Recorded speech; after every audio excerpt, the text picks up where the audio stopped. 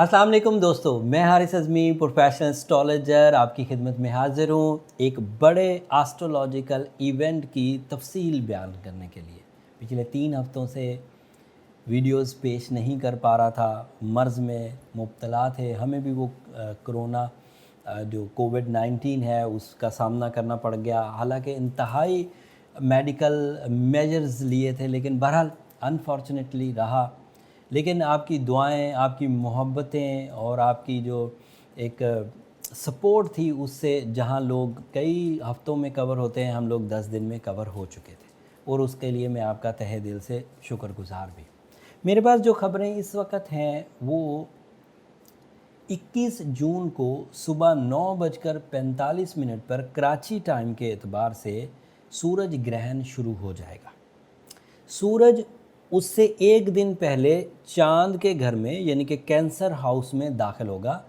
अमूमी तौर पर इसे हम फोर्थ हाउस कहते हैं।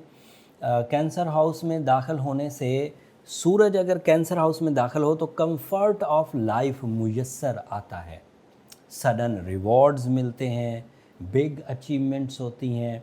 एंड सूरज चौथे घर में जब भी दाखिल हो उसकी वजह से major and readable positive changes आती हैं। और सूरज किसी एक हाउस में एक साल में सिर्फ एक दफ़ा 30 दिन के लिए इंटर होता है। 30 दिन के बाद फिर वो वहाँ से निकल जाता है। तो जो 30 दिन के लिए वो इंटर होता है, उन 30 दिनों में वो पूरे साल के लिए फ्यूलिंग्स दे जाता है, फिर अगले ही साल आएगा। अब मामला इस साल ये हुआ कि जब वो कैंसर हाउस में दाखिल होगा तो उसे वेरी नेक्स्ट डे ग्रहण हो जाएगा। सुबह 9:45 पर कराची टाइम पर शुरू होगा, 11 बजे वो मैक्सिमम हो जाएगा और 12:46 पर वो ख़त्म हो जाएगा। ये तकरीबन 3 घंटे 20 मिनट का दौरानिया बनेगा और इस दौरानिए का असर आप पर अगले 15 दिन तक रहेगा। तो दूसरे सादा लफ्ज़ों में जो साइंटिफिक वैल्यूज़ हैं, 21 तारीख वाला ग्रहण, सूरज ग्रहण जिसे हम एनुलर ग्रहण कहते हैं, जिसमें चांद पूरी तरह सूरज के सामने आ जाएगा, लेकिन फिर भी एक रिंग ऑफ लाइट, एक रिंग ऑफ फायर अवेलेबल रहेगी जिससे लाइट आती रहेगी। तो मुकम्मल चांद ग्रहण नहीं कह सकते, इसे पार्शल ग्रहण कह सकते हैं। पाकिस्तान में ये नज़र आएगा।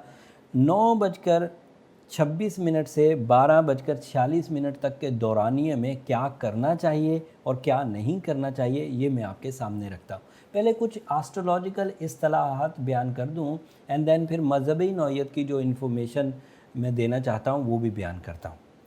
एस्ट्रोलॉजिकली ये ग्रहण 3 ग्रहणों की सीरीज़ का दूसरा ग्रहण है। एक ग्रहण 5 जून को हो हटा है, एक 21 को होगा और फिर 1 जुलाई के पहले वीक में भी आएगा।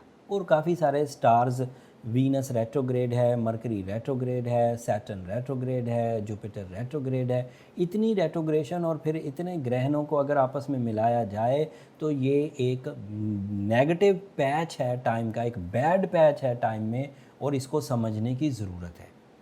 इस नेगेटिव पैच की वजह से जहाँ इंडिविजुअल जज्बाती कमज़ोरियाँ, बीमारी का सामना या रिवॉर्डलेसनेस या कंफर्ट ऑफ लाइफ का ख़ात्मा हो सकता है, वहाँ इसके मेजर इम्पैक्ट्स, जिसमें तमाम एस्ट्रोलॉजिकल इंटरनेशनल फोरम्स ने ये बात डिक्लेयर की है कि इज्तिमाई नुकसानात का भी अंदेशा है।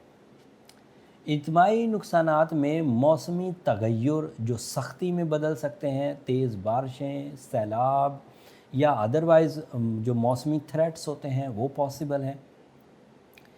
कंपनी वाइज़ कुछ पॉसिबिलिटीज़ हैं कि कंपनी ऐसी पॉलिसीज़ बनाए जो एम्प्लॉयज़ के लिए अच्छी ना हों या ट्रबल मेकर हों या जॉब्स ख़त्म हो जाएं, या फिर कंट्री हेड्स अपने कुछ ऐसी उलझनों में जो उनकी पॉलिटिकल इश्यूज़ हों या उनकी जो पॉलिटिकल हरीफ हैं उनके साथ तसादुम पैदा हो जाए, या कंट्री हेड्स ऐसे डिसीजंस लें जिनसे इंटरनेशनल कोलिजन, जंगें या फिर खून रेज़ी का मामला शुरू हो जाए। These are the possibilities.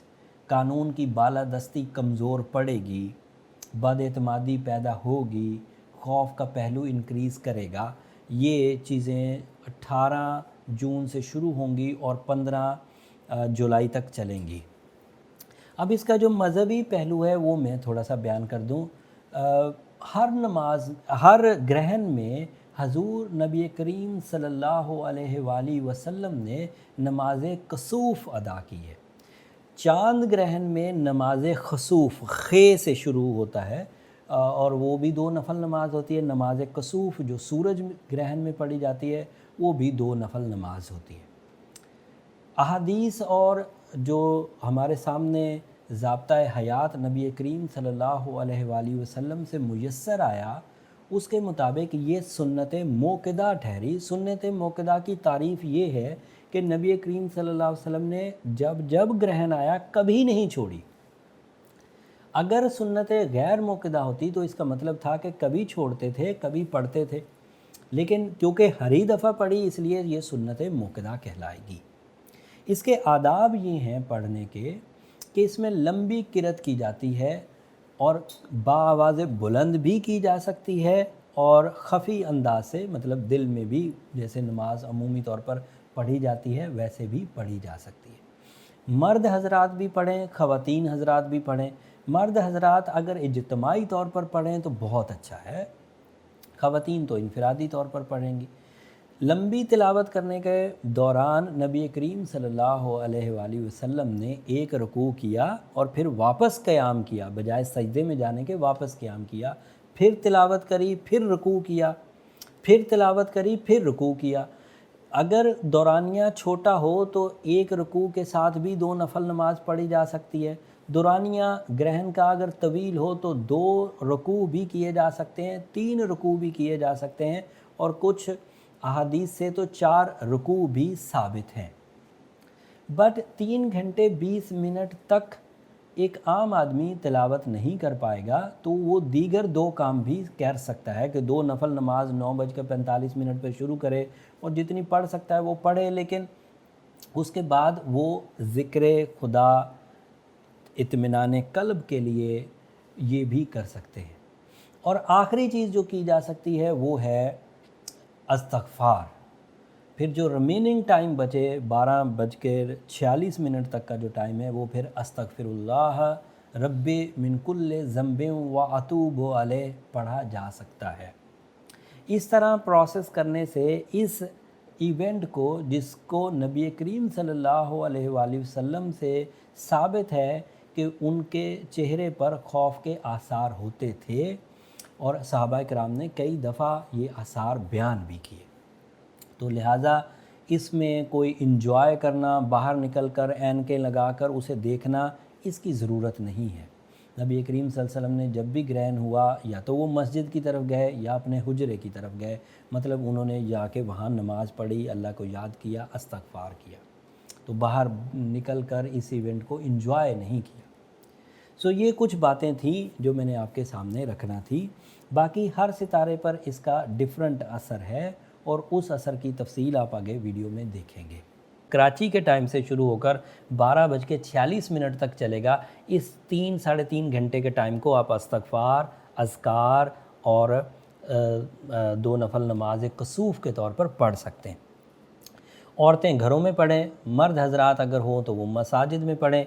बहरहाल ये एक अलमिया है और मेरे ये दिल की आवाज़ भी है कि आपको आलिम दीन हज़रात इस टाइम पर अगर मस्जिदों में बुलाएं। कभी मैंने देखा नहीं वैसे अपने जब से हमने होश संभाला है कि उन्होंने बुलाया हो कि भाई एस्ट्रोलॉजर्स हज़रात ने ये बता दिया है कि ग्रहण फ़लान टाइम पर होगा, तो इस टाइम पर एक सुन्नत है, सुन्नत मौक़िदा है, तो आप आ जाइए, हम नमाज़ पढ़ें। ऐसा कभी हुआ नहीं, लेकिन मेरा दिल है कि अगर ऐसा हो तो बहुत अच्छी बात है और ये सुन्नत भी सामने आ सके।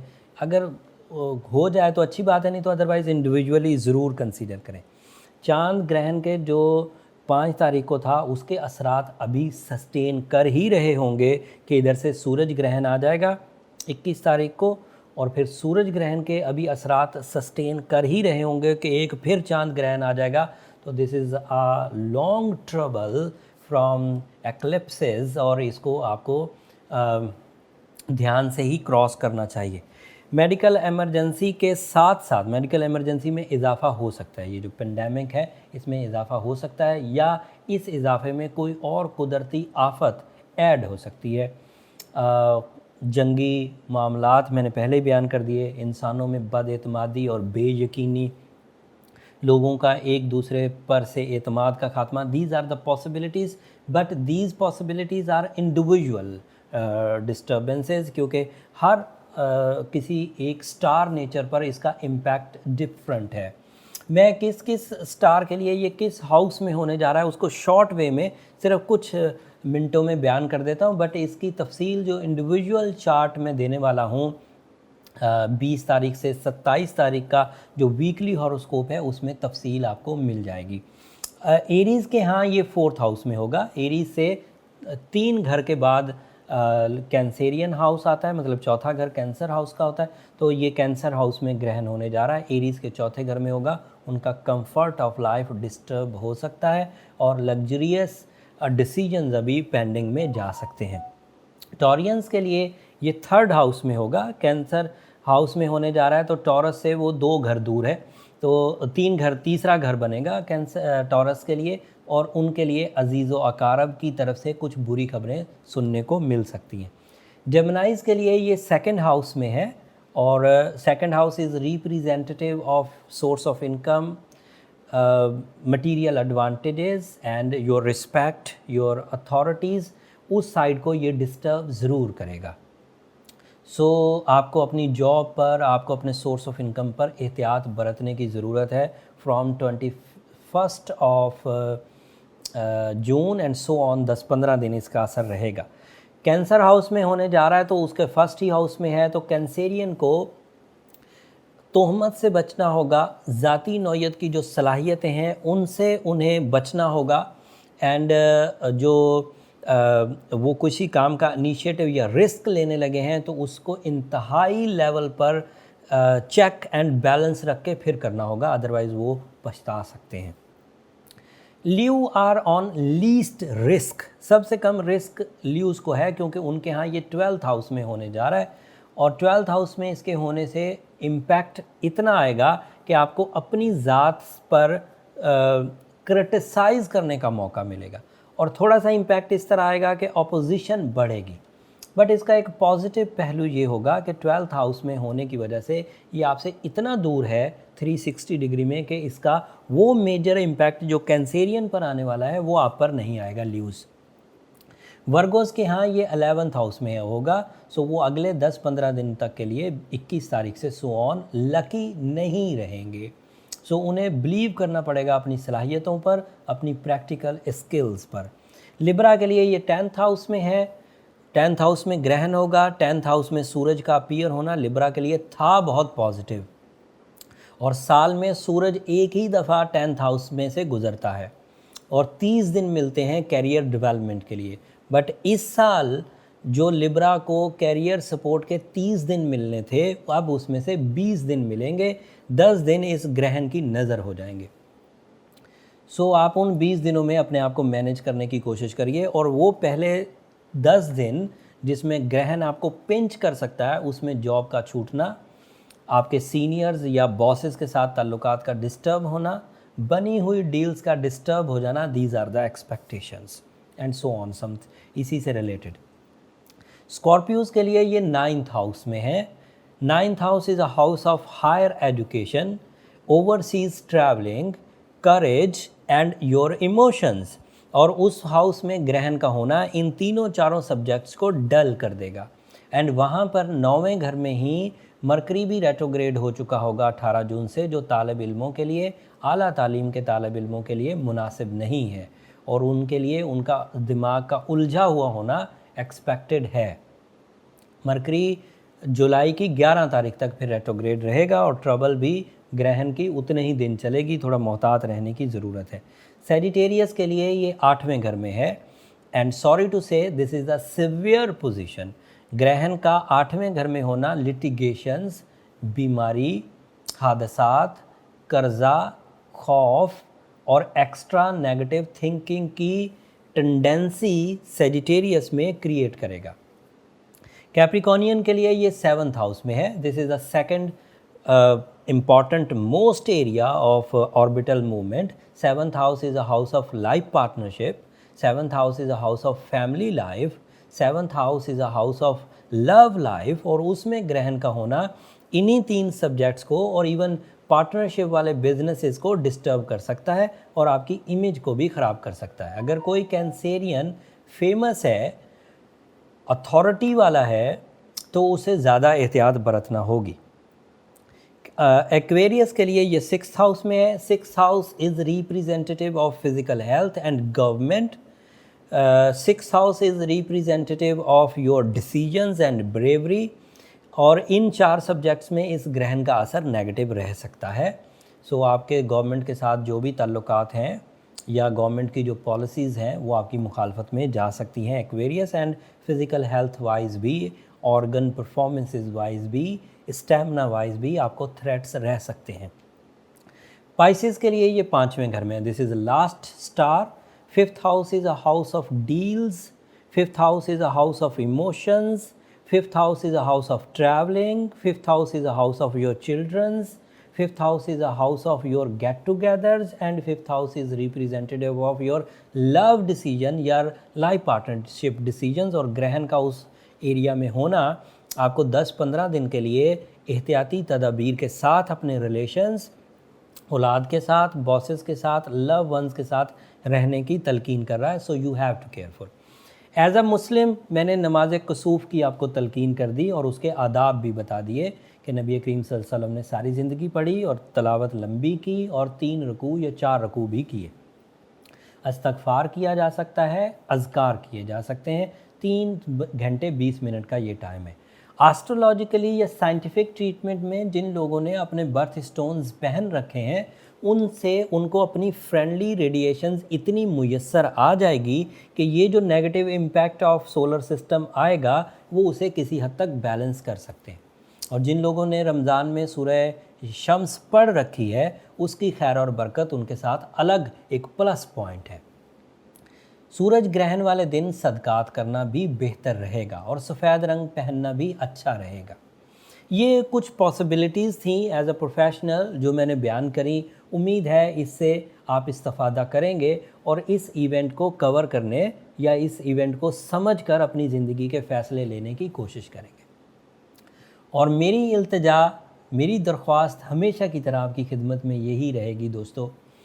अभी मैं जब बीमार था, ये कोविड में से गुज़र रहा था, तो मैंने ये बात, वैसे तो मैं एलानिया हर ही वीडियो के एंड पर कहता हूँ कि आपकी दुआएं मेरी इस दुनिया और आखिरत का सबसे कीमती सरमाया, but at that time I feel really कि आपकी दुआएं ही मेरा सबसे बड़ा सहारा थी। सो दुआ ज़रूर करिएगा। आपकी दुआओं से न सिर्फ मुश्किलात का हल, बीमारियों का ख़ात्मा मेरी ज़िंदगी में आया, बल्कि उससे मुझे करेज भी बहुत मिली और शायद आखिरत के फ़वाइद भी आपकी दुआओं से मुझे ज़रूर मिले। दूसरी मेरी दरख्वास्त हमेशा जो वीडियो के एंड पर रहती है, चैनल को ज़रूर सब्सक्राइब कर लीजिएगा। आपकी सब्सक्रिप्शन वाली मोहब्बत ये भी हमारे लिए इज़्ज़त अफ़ज़ाई की वजह है, मेरे लिए भी, मेरी टीम के लिए भी। दुआ ज़रूर करिएगा। कमिंग वीक में इंशाल्लाह जुमेरात को वीडियो टाइमली आपको मिलेगी, पूरी तफसील के साथ मिलेगी। एंड आपकी दुआएं रहीं तो अब इंशाल्लाह ये सफ़र, ये इन्फॉर्मेशंस का, ये एस्ट्रोलॉजिकल कैलकुलेशन का सफ़र अब इसी तरह जारी रहेगा। अगले हफ्ते तक के लिए इजाज़त दीजिए। अल्लाह ने के बाद।